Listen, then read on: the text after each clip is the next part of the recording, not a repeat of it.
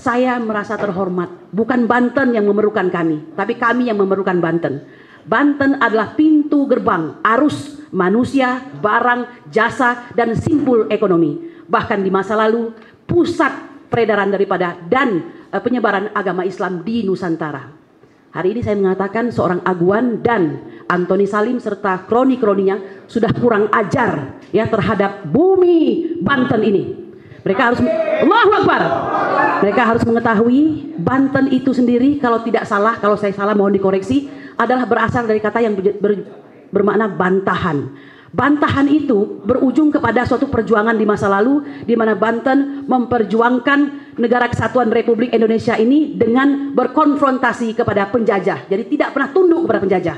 Nah, oleh karena itu, melihat Banten yang diporak-porandakan, kami ingin mengembalikan marwah itu, bahwa Banten tidak boleh sejengkal pun diambil alih ya, dirampas oleh Aguan dan cecunguk-cecunguknya itu.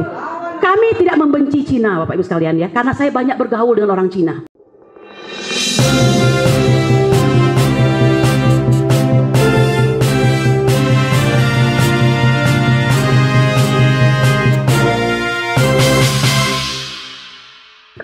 Duduk saja ya. Bismillahirrahmanirrahim. Bismillahirrahmanirrahim. Assalamualaikum warahmatullahi wabarakatuh. Merdeka! Merdeka! Tetap merdeka!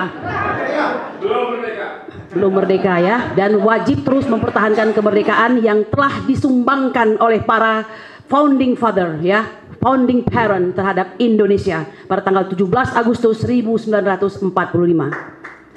Bapak-bapak Ibu sekalian, pertama-tama dan di atas segala-galanya, marilah kita panjatkan puji dan syukur kita kehadirat Ilahana, bahwa berkenan beliaulah nikmat sehat, nikmat iman, dan nikmat Islam. Pada hari ini saya sangat merasa bersyukur berkumpul bersama-sama dengan Dewan Ulama, akademisi, tokoh Banten yang kami cintai. Selawat dan salam tidak lupa kita haturkan kepada junjungan kita Nabi besar Muhammad sallallahu alaihi wasallam. Ayahanda kami, orang tua kami yang saya banggakan. Saya haru ya kalau melihat orang tua kita ini, karena saya sudah tidak punya orang tua yang juga ulama. Ayahanda kami, Bapak Kiai Haji Embai Mulia Syarif ya. Anda tadi dikatakan mungkin adalah tidak banyak lagi orang yang ada di Banten ini yang memang harus dipertahankan. Ya, oleh karena itu tidak heran kalau baru akhir-akhir ini Anda muncul bersama kami, turun gunung begitu. Bapak, saya memutuskan diri untuk bergabung bersama Ustadz Ahmad Kosinudin dan kawan-kawan, termasuk para prinsipal kami semua. Di dalamnya juga ada Jenderal Sunarko, Bapak Marwan Batubara, kemudian Buya ya, Afrinaldi, dan semuanya ini termasuk emak-emak ARM yang luar biasa ini. Tidak lain dan tidak bukan karena saya ingin mendapatkan faedah dari surat Al-Balad, yaitu ayat 18, bahwa saya ingin di akhir zaman kelak, di hari hisab kelak, masuk dalam kategori Ashabul Maimanah, yaitu orang yang berada dalam golongan kanan. Allahu Akbar. Ya, ini benar-benar sekali ya Pak ya, karena kalau urusannya uang itu terlalu kecil ya. Karena terus terang kami ini bersidang dengan uang sendiri, kemudian kami dibully dan segala macam, tetap kami jalankan dengan sangat bahagia. Hari demi hari kekuatan itu semakin kuat, kami benar-benar merasakan syukur dan nikmat dari Allah Subhanahu wa taala, dan sungguh kami ingin mengatakan alangkah kasihannya orang-orang di luar sana, baik pejabat, orang biasa ataupun pengacara-pengacaranya Aguan yang tidak merasakan syukur dan nikmat ini. Ya, jadi ini mungkin memang sudah dipilih demikian ya. Maka dari itu kita bersyukur kita masuk dalam golongan yang sedemikian itu. Nah, Bapak Ibu sekalian, saya merasa terhormat. Bukan Banten yang memerlukan kami, tapi kami yang memerlukan Banten. Banten adalah pintu gerbang arus manusia, barang, jasa, dan simpul ekonomi. Bahkan di masa lalu, pusat peredaran daripada dan penyebaran agama Islam di Nusantara. Hari ini saya mengatakan seorang Aguan dan Antoni Salim serta kroni-kroninya sudah kurang ajar ya terhadap bumi Banten ini. Mereka harus Allahu Akbar. Mereka harus mengetahui Banten itu sendiri, kalau tidak salah, kalau saya salah mohon dikoreksi, adalah berasal dari kata yang bermakna bantahan. Bantahan itu berujung kepada suatu perjuangan di masa lalu di mana Banten memperjuangkan negara kesatuan Republik Indonesia ini dengan berkonfrontasi kepada penjajah. Jadi tidak pernah tunduk kepada penjajah. Nah, oleh karena itu, melihat Banten yang diporak-porandakan, kami ingin mengembalikan marwah itu, bahwa Banten tidak boleh sejengkal pun diambil alih, ya, dirampas oleh aguan dan cecunguk-cecunguknya itu. Kami tidak membenci Cina, Bapak Ibu sekalian, ya, karena saya banyak bergaul dengan orang Cina, ya. Yang kami tidak sukai, Cina jahat dan Cina ireng. Siapa Cina ireng itu? Dia mungkin tidak Cina, tapi dia menjadi Cina ireng karena bergaul di situ dan mendapatkan manfaatnya. Bapak Ibu sekalian, ini semua terjadi bukan tanpa sebab, ya. Kalau boleh saya tambahkan ini, saya ingin mengatakan perjuangan ini panjang, Bapak Ibu sekalian. Ada ulama, ada aktivis, ada pengacara, dan kami mengambil jalan yang berat ini, jalan berliku dan keras seperti surat Al-Balad tersebut, yaitu jalan yang dipilih oleh orang-orang kanan tersebut. Untuk dalam rangka apa? Karena kami tahu bahwa pada suatu hari kelak hal itu pasti akan terjadi. Dan hari ini itu dibuktikan. Denis von Fizin, ya, seorang penulis dan pembuat drama dari Rusia, mengatakan betapa pentingnya memilih seorang pemimpin yang berkualitas dan kompeten. Karena dari dirinya lah keluar semua aturan-aturan, ya, kemudian keputusan-keputusan yang bermanfaat, yang bermartabat, tidak hanya bagi dirinya, tapi bagi semua orang yang akan terpengaruh karena kekuasaannya. Hari ini kita lihat Bapak Prabowo telah menjadi pemimpin yang, mohon maaf, untuk kali ini saya tidak memilih, Pak. Saya memilih Anies Baswedan. Tetapi karena beliau sudah menjadi pemimpin, ya, ini mohon maaf, ya, karena Indonesia membutuhkan pemimpin dan wajib ada pemimpin, kami sami'na wa ata'na.